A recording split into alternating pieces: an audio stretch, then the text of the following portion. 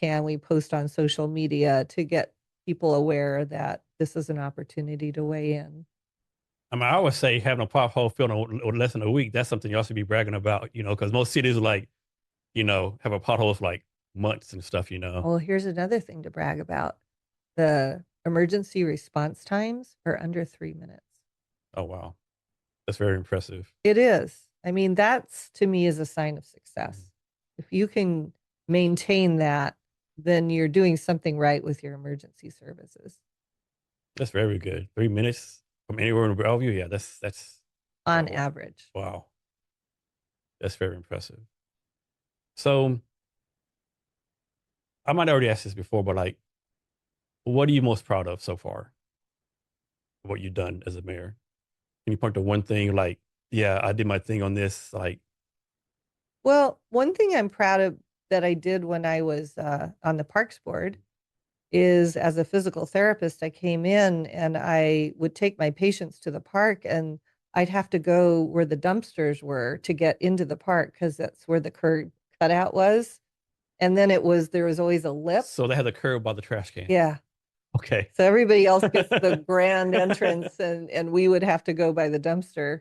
And then it was hard to get over the little lip.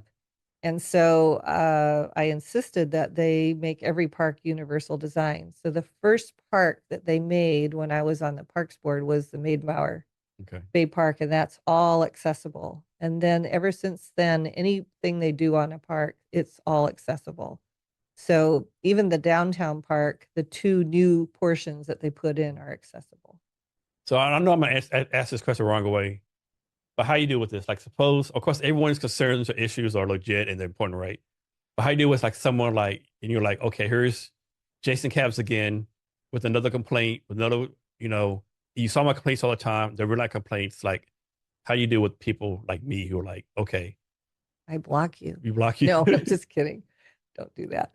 I I always, mean, because that does take a time away from you from well, dealing with real concerns, right? I mean, usually people have a point, and so I definitely listen to it or I'll read the email.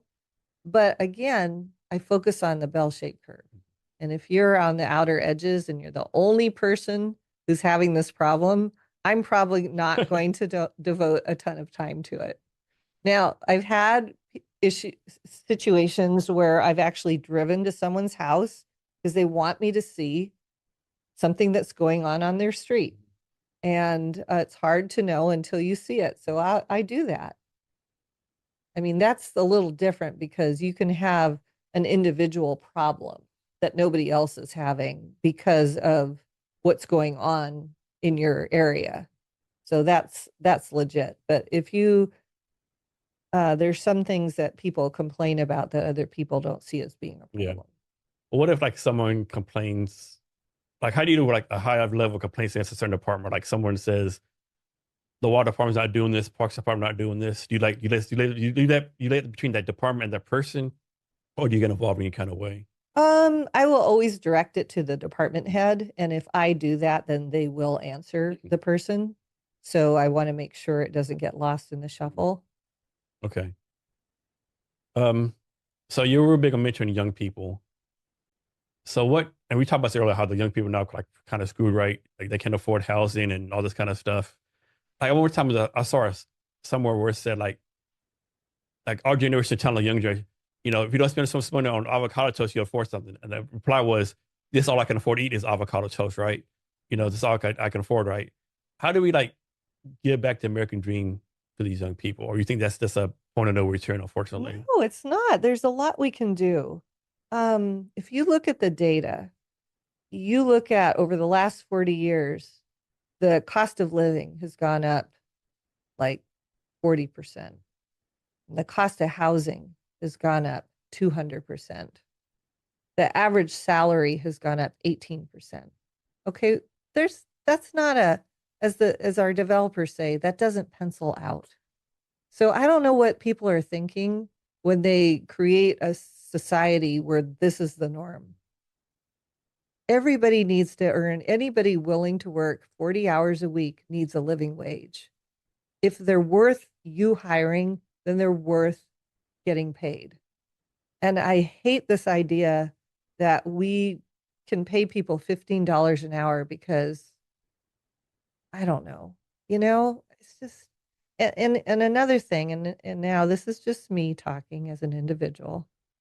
I don't think people should be able to get rich off of basic necessities. So you shouldn't be able to get rich off of healthcare. You shouldn't be able to get rich off of housing. Shouldn't be able to get rich off of education. And somehow we found a way to monetize all three of those things. Yeah, especially the medical part, the big pharmas and stuff like that. You look at me as a health professional, how many people are between me and the patient if I work in a clinic? I mean, it used to be there was the office manager and me and the person who did the billing. That was it. And the owner of the company.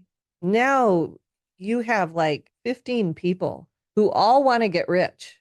And do you know that as a physical therapist, my salary, if I were working for somebody, has not changed and maybe has even gone down. The reimbursement's gone way down from the 80s. No, no idea. I mean, it's a hard job. It took years out of my life to get this degree and then constant continuing education. And somehow these white collar workers come in to the middle and decide that they deserve to get rich off of my work that I do. And of course, I hear the horror stories where like someone needs to get something medical done, and the insurance company automatically says no, and then you have to prove to the insurance company to bill it Well, or that's whatever. a whole nother story. Okay. But I mean, you're right. But the fact is, physical therapy is about $300 an hour. Physical therapist gets paid $60 an hour. What? Tell me why.